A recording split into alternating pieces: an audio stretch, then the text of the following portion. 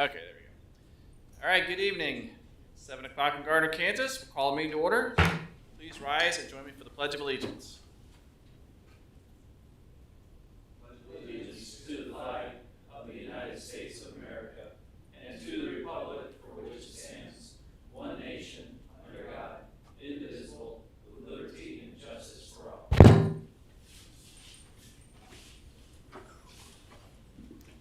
All right, good evening, everyone.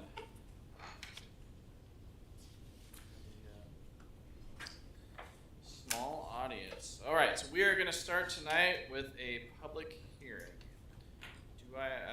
Public hearing number 1, hold a public hearing for the purpose of receiving comments to a request for a waiver of the distance limitation to allow for the sale and consumption of cereal malt beverages for consumption within 200 feet of a school, church, or library during the Santa Fe Disco Y Rodeo event at the Johnson County Fairgrounds.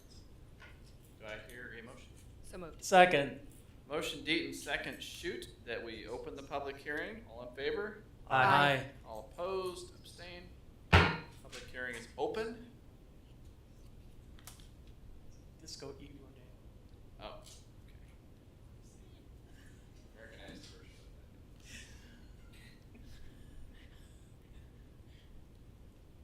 that. Okay.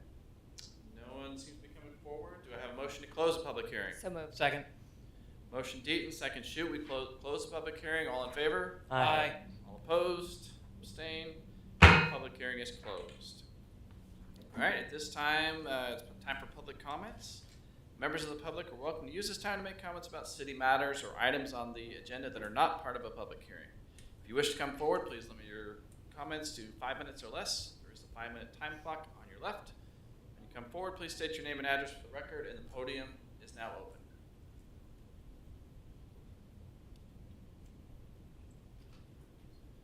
No one coming forward.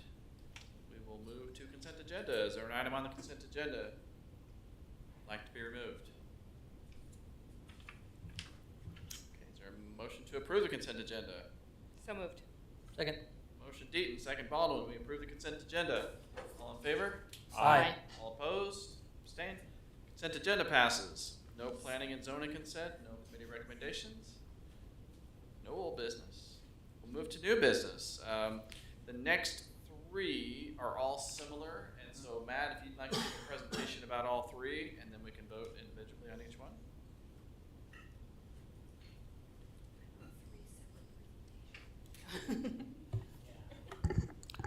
Good evening, Mayor, Council.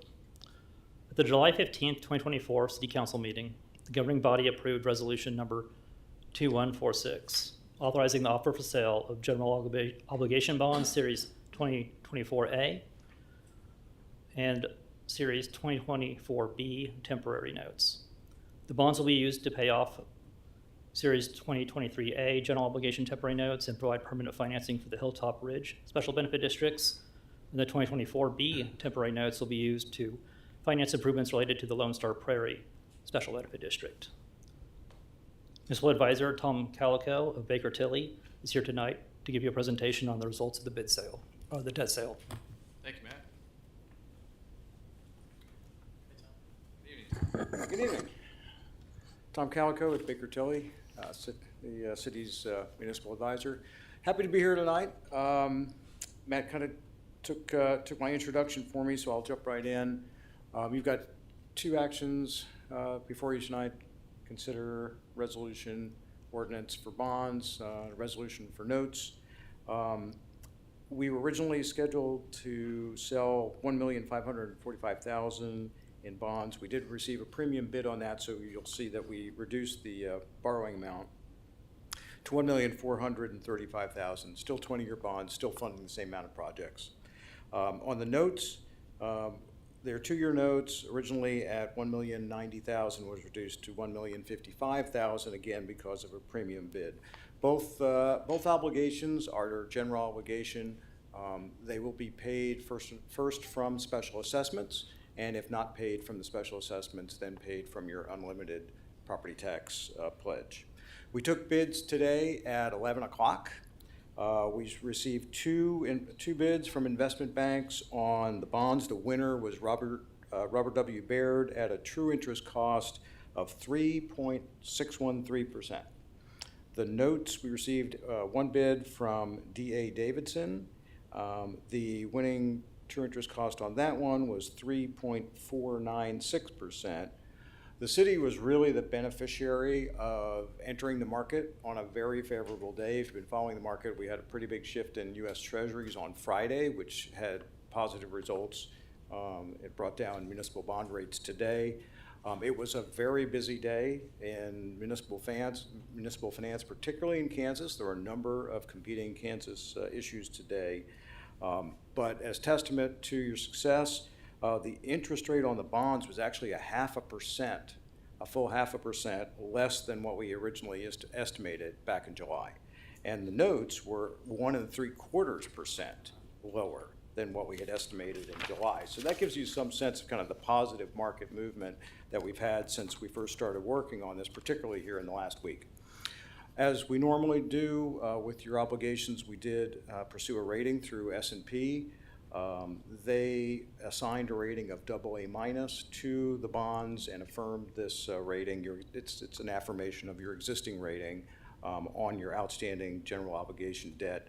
The notes were assigned a rating of SP1+, which is the highest rating that S&P awards to temporary debt. In their report, S&P cited several strengths of the community, I should say really strengths of the city government, that you of course serve a rapidly growing and strong local economy. You have sophisticated management and likewise sophisticated financial policies. You have very strong budget performance. You're generally producing a surplus budget, and you have ample reserves. So with that, I would recommend to you awarding of the general obligation bonds to Robert W. Baird and award of the notes to D.A. Davidson. And I would be remiss if I sat down before I noted the excellent work of your finance staff as well as your bond counsel, Kutak Rock. They all do great work for you. So any questions? Oh, excellent, thanks. We will open it up to questions from the audience if there is any. Okay. Great, thank you. Council, do you have any questions? Yeah, I just wanted to make sure that we got those numbers right, because I think you'll need them or do you have the numbers already for the ordinance?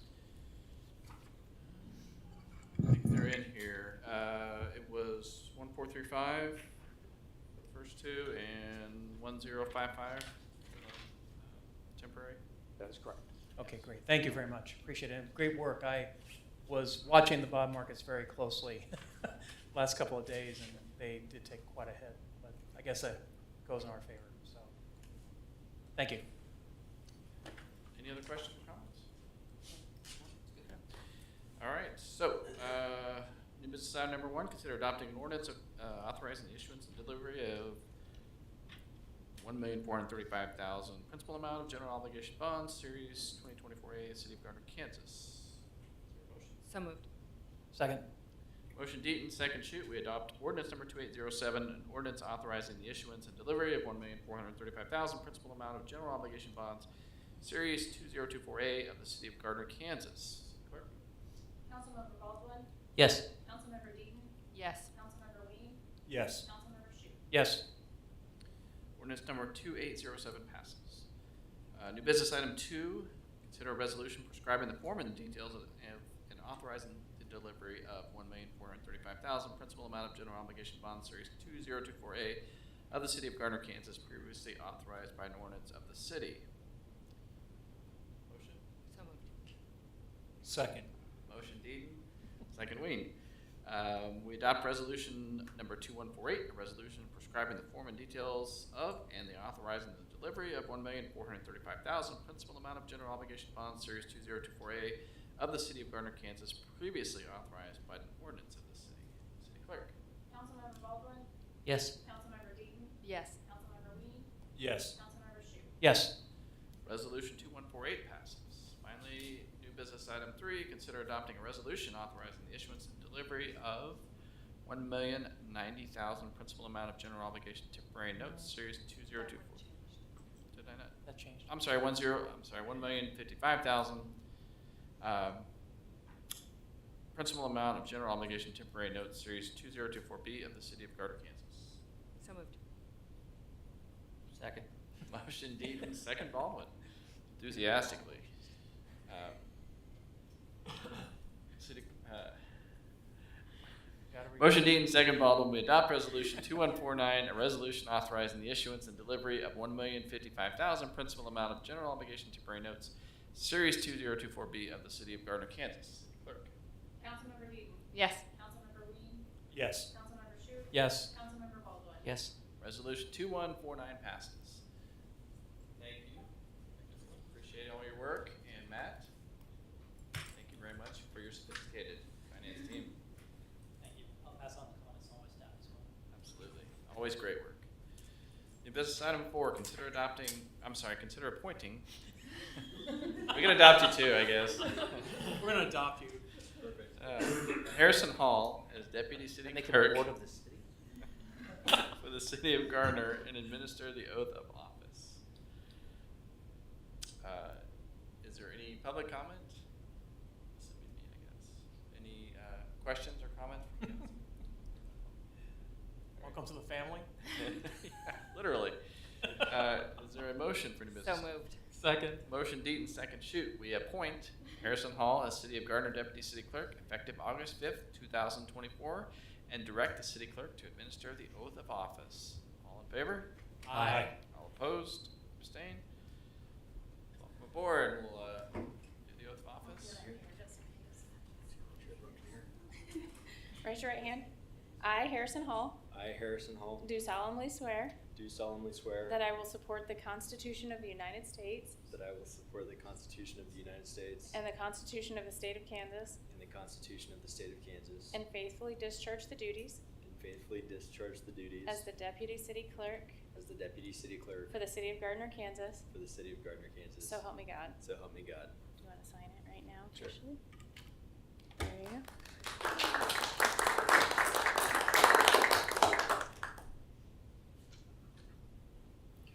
You're all done. Yay. Thank you. Thank you, guys.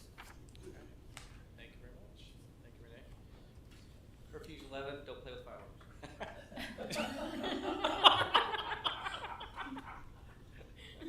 Or don't lose any fingers. It's like you were gonna say, don't, you can't borrow the car. No golf carts either.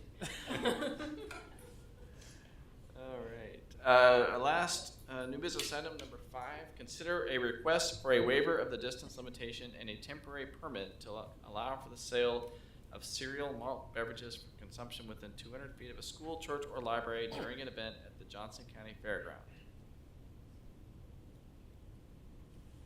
Okay, this is a similar request we did before because this is the second request for the same group this year. They held this same event on June 30th. This time they have asked to do the same thing to get the waiver of distance and the temporary permit for August 18th from 2 p.m. to 9 p.m. They have hired private security and they have contacted the police department for additional security. So this would be the same process as last time. If the council approves the waiver of distance and the permit, then I can sign off so they can apply to the state for the alcohol permit. And if we do not sign off, or we will not issue their temporary permit, until after approval by the state. So both. And then I don't know if Petey has comments from the last event on June 30th or if there's any other comments. And this is a public hearing, so there is no public comment on this. So I'll turn it over to council. Yeah, I want to hear some comments from the police department on how this event went last time.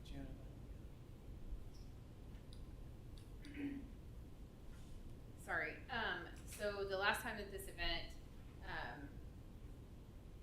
was held at the fairgrounds, we suffered blackout. We had 7 officers on during our overlap period, and they were all handling calls for service stemming from events at the fairgrounds, including 2 DUIs from patrons and a disturbance, as well as multiple calls for service regarding the noise and noise complaints. Some of those we were able to handle by phone, explaining to them where the noise was coming from, but some we did run as calls for service. We also had issues with the way the alcohol was being distributed, which, if this is approved, we will reach out to ABC for assistance. But what we found out after the fact, the officers were seeing them selling the alcohol by 6-pack instead of by per drink, which I believe is a violation. And it was just, there was verbal disturbances and loud noise and lots of complaints from the event.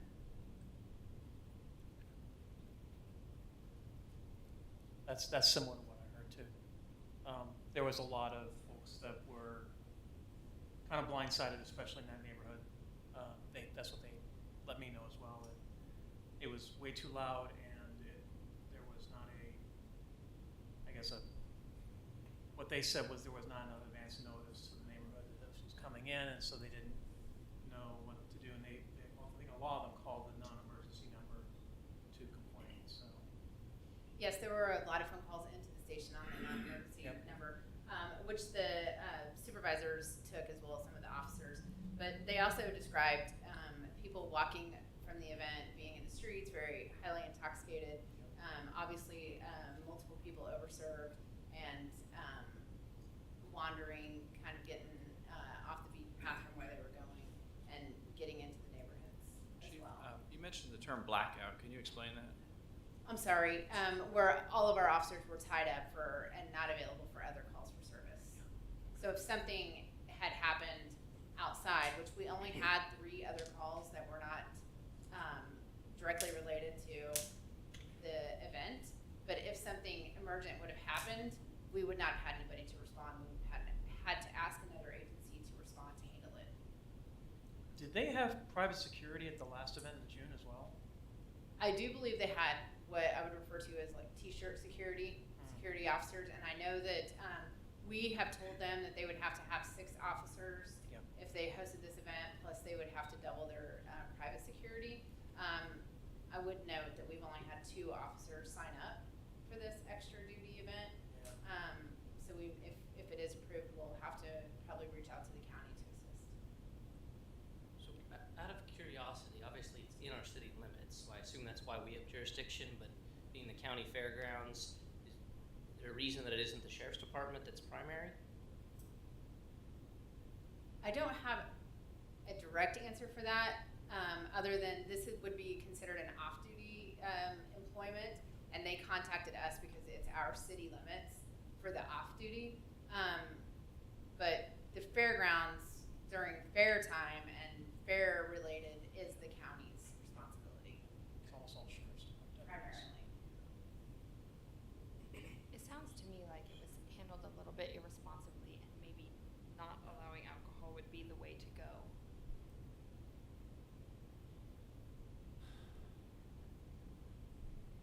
Yeah, it just seems like this is the first I've heard that we've had these type of issues. I mean, because this isn't the Shriners Yeah, the adult. rodeo hasn't been an issue. Do we have any issues with the fair? I did hear something going on, but then never got any confirmation about it. About the kids. So we did have media inquiries today regarding if there was an incident with a gun at the fair or shots fired, and we did not run any calls for service having to do with that, and I reached out to the county, the sheriff's office, and they also said that they did not run any calls for service, but it was believed that a group of teenagers were running through the fair yelling gun to try to elicit some panic or get some attention. That's exactly what I heard happened. There was some loud sound, door slamming or something like that in the midway area, and he's got a gun, and then started a race toward the demolition derby arena out of the midway. It was a bunch of kids that were just trying to be stupid, but it could have started a Circling stampede. back. It could have started a Back stampede. to this, Yeah, back this to this incident. event, yeah. They have already, we approved it because we Yeah. approve almost all of them. The group that did this party was not responsible with the alcohol. That puts our citizens in danger, not only for intoxicated people walking our neighborhoods, but it stresses our police department that is already stretched thin, Yep. which creates a danger for our citizens. I can't vote for that. Yeah, I think I would need to see a better plan based upon that feedback from you, from the organizers to, how to countermand what we saw, what you're reporting, to do anything with this at this point. The fact that they violated the law in serving alcohol in six-packs at the last event and having people, drunk and disorderly conduct happening outside the event because they were over-serving, that really creates a problem for me. If they violated the law last time, is there any guarantee that they're not going to this time? So obviously, I'm always the one up here who's advocating that you have to take care of your own, family, and it's your responsibility, and obviously they weren't, so you lost the privilege. You always say give enough rope to hang Yeah. themselves, and they did Yeah. just that. Exactly. So enough rope to hang. Okay, then is there a motion to deny? So wait, are we gonna motion to deny, or are we going to a motion and then vote? We had a confusion the last time, we had a no thing. It sounds like a motion to deny is what is being Okay. asked. So I move to deny the request for a waiver of the distance limitation to the temporary permit to allow the sale of cereal malt beverage. Second. Motion Deaton, second Baldwin. We deny a request for a waiver of the distance limitation in a general retailer special event temporary permit to allow for the sale and consumption of cereal and malt beverages within 200 feet of a school, church, or library during the Santa Fe Disco E Rodeo to be held August 18th, 2024 at the Johnson County Fairgrounds, 136 East Washington Street. All in favor? Aye. All opposed? Abstained? It is denied. Request is denied. Thank you, Chief, for that. And Chief, we might as well, we'll go to council updates at this point, so if you have anything to add. We had our first annual Cram the Cruiser this weekend at Walmart, and we partnered with Hope Market, and it was very, very successful. It was Officer Jolly's idea to have this event. We collected school supplies and food, and Hope Market said it was the largest single day donation, over 3,100 pounds of food and school supplies, which will serve the citizens in Gardner, and also some of the school supplies will be given to the SROs, so they have items to give to the kids that are in need or that come and visit them. And we did National Night Out last Tuesday night at the fair, and the mayor visited. We gave out about 400 hot dogs and water and Gatorade from 6 to 8 during the mutton busting and greased pig contest. So we had a great turnout. The United States Attorney's Office also joined us for that. They're victims advocate group, so it was a very successful event. That's all I know. And Officer Jolly's been very busy these past week and a half. There's been a She lot has of been events. very busy. Good job. The time. Yep. She's doing a great job. Thanks for that recommendation, officer. That's wonderful. Thank you. Anything else? No, nothing else. Okay. Renee? I have nothing tonight. Matt? Finance? No comments tonight. City Attorney? Guns? Yes, as part of the Guild Creek expansion, Crossland will begin breaking ground next week. So we'll see a lot of movement starting next week. Excellent. Deputy City Clerk, anything for you? Nothing tonight, thank you. Dave? Nothing tonight. Calvin? Nothing tonight. Wow, this is going fast. Steve? No. Sorry. I'm sorry, I apologize. So the city has a policy for selling city property, and the policy dictates that the city council must deem property surplus for us to sell it. We've had multiple inquiries and one specific inquiry recently about the old police lot. So I would like a consensus from the council to deem it surplus property so that we can move forward with bringing a sale contract back to the council. I'm fine with it. Sure. It's just Yep. sitting idle right now, yeah, absolutely. Okay. And then we're meeting with Representative Davis a couple times this week on Wednesday, and then again on Friday, the mayor and I.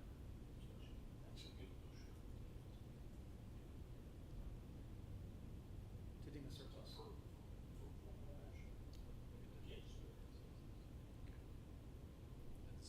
So is there a motion to deem the police lot surplus property for potential sale? So moved. Second. Motion Shoot, second Deaton. We clean this up for me. We deem the police lot surplus property for potential sale. For purposes. Can you have to do that with the legal definition of that lot, please? For the Kansas. Starting at .0. Yep. No. Is there a motion, or is, yeah, All in motion and favor? second, all in favor? Aye. All opposed, abstained? You're banging the gavel, right? No, not for. Oh, I'm sorry. I'm learning. Oh, you want to adjourn? I'm still new here. I say bang the gavel at every motion. It's my first meeting. I mean, just randomly. You could just bang the gavel. Order. Out of order. All right. Jim, was there anything else? Thank you. Steve, what do you? Oh, I started last week. Okay. First of all, the fair was as far as I could tell, the fair was a great success. We had good weather. That definitely helped things. It was good weather. It was sunny. It was beautiful.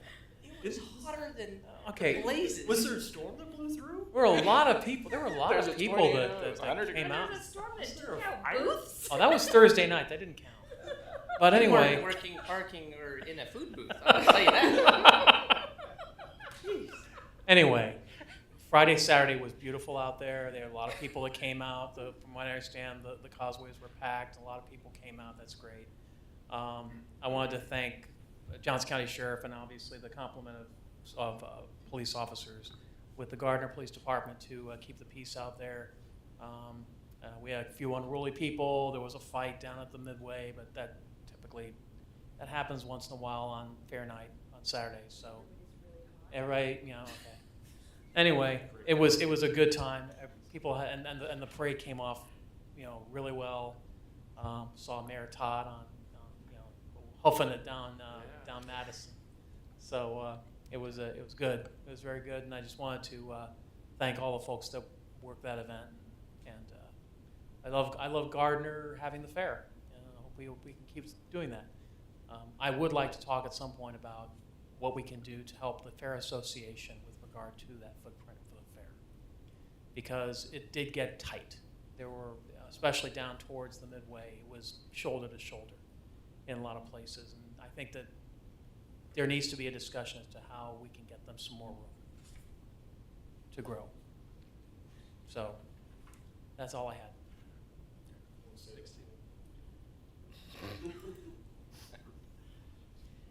Mark Wayne, Councilman Wayne, Nothing for me today. Council Vice President. I want to thank all the citizens that stopped by the booth that Todd had set up, which I thought was a great idea, to hear feedback. And it was, we don't get a lot of people coming to our meetings and giving us that feedback. So hearing from the citizens and having them stop by was fantastic. Officer Jolly out there every single day in that uniform that looked ridiculously hot for you, and then to back it up with the Cram the Cruiser, like didn't even give yourself a break. Oh, wow. Thank you very much for all that you do. I know a lot of people that were coming by had all your swag and wondering why we didn't have the same swag, and so I really appreciate what you do. As for the event, if they still hold the event without alcohol, what can we do for noise? Do we have a noise ordinance? What time does that go to? Do we have, I don't think we have a decibel level per se, but what, if a citizen asks us about it, what can we do for that? Honestly, I'm drawing a blank on what the noise ordinance says. I can't remember. Isn't it pretty vague? It's I kind of like think unruly. It is. Yeah. Somebody complains. It is very And if subjective. their event's supposed to end at 9, then that's probably, I would venture to say, if we had a noise ordinance, it would probably stop at 10 or 11. 10. So, It's 10. Our I just know quiet that the hours. last time a lot of people were saying how loud it was, and obviously we got calls for service. So if it is before 10 o'clock, there's just not a whole lot we can do other than take the call and educate. Yes, before the time limit on the noise ordinance, we can educate them. If it rises to the level of disorderly, we could talk about citing the organizer.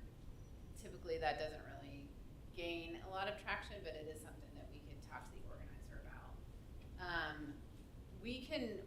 I'm sure that they're gonna reach out to us, and so we can definitely talk to them about the issues that we saw if they're wanting to try to do this again on another occasion, maybe shortening the hours, lowering the hours that they serve alcohol, stop serving towards the end like they do at most events where you're gonna have mass people driving, and asking them to lower the volume. And we'll have that conversation with them if they reach out to us about this, because I'm assuming they're not, if they continue with the event, they're probably gonna reach out to us about making them have 6 officers. So we'll speak to them about those items. Okay, perfect. That was it. Real quick on that, if they do proceed with the event without the alcohol, will the officer requirement be the same? I need to research the agreement, but I think they're only required to have officers if they have alcohol. I'm not sure if there is a requirement if they don't have alcohol. Okay. Council President? Nothing. I don't really have anything either, so is there a motion to adjourn? So moved. Second. Motion D, second shoot, we adjourn, all in favor? Aye. All opposed, abstain? We're adjourned. Thank you, everyone.